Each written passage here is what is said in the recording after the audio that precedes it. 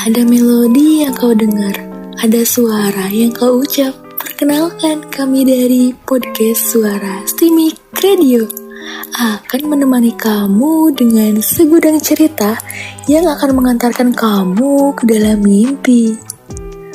Mungkin teman-teman sekalian pernah dengar yang namanya friendzone.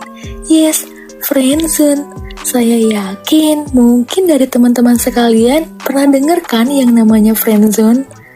Dan saya nggak tahu juga sih teman-teman pernah ngerasain atau enggak nih sama yang namanya friendzone. Semoga aja enggak ya.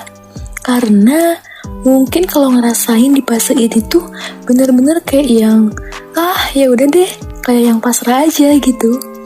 Friendzone itu kan identik kayak perasaan suka yang berlebih, atau juga sayang yang berlebih, ataupun rasa ingin memiliki lebih dari sekedar teman.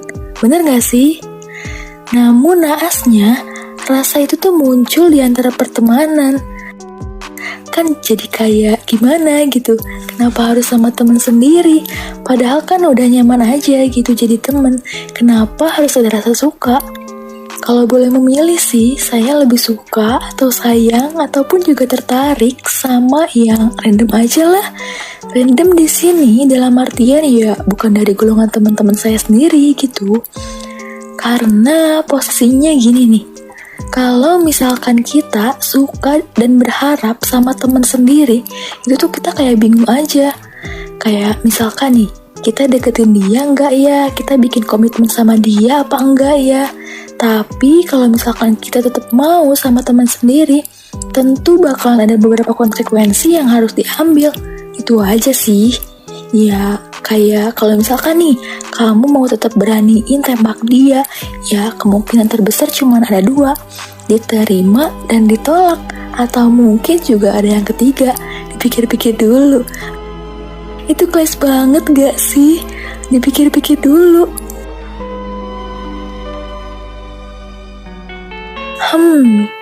Tapi ya yang paling sering muncul sih yang diterima dan ditolak kalau menurut saya ya. Tapi kalau misalkan jawabannya ditolak, ya itu dia konsekuensi tadi.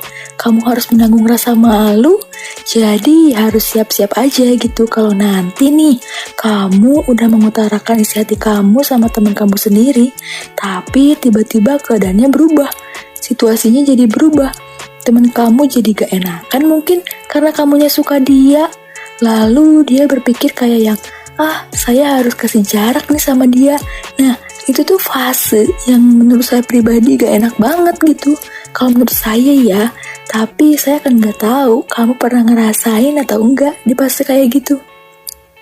Buat yang belum, mudah-mudahan jangan ya. Pokoknya jangan sampai deh. Dan semoga kalian atau teman-teman semua sukanya ya sama yang random aja lah ya, atau enggak yang gak tahu gitu kenalnya di medsos atau di mana. Itu kan lebih seru gitu kalau menurut saya. Kalau gitu kan enak ya ketika bukan dari golongan pertemanan, gak ada pikir dua kali. Dalam artian ya udah deh, mau saya kejar dia, mau saya deketin dia ataupun PDKT sama dia, ya kalau jadian syukur, kalau enggak ya udah saya tinggalin. Tapi kalau pertemanan kan gak semudah itu. Jadi kayak gimana gitu, bingung aja. Tapi ya mau gimana lagi gitu, perasaan itu kan muncul atas takdir anugerah sih. Ya dalam artian muncul dengan sendirinya gitu. Tapi kalau harus memilih sih ya tadi menurut saya di awal lebih baik suka pada golongan random aja.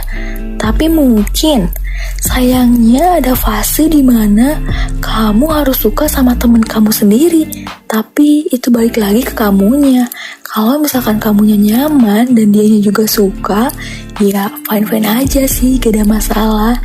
Tapi kalau menurut saya, saran dari saya pribadi nih ya, sebagai penutup episode kali ini, kalau menurut saya, jadi kalau rasa friendzone itu datang, lebih baik kamu pintar-pintar baca situasi aja sih, daripada harus nanggung konsekuensinya. Itu berat loh brother.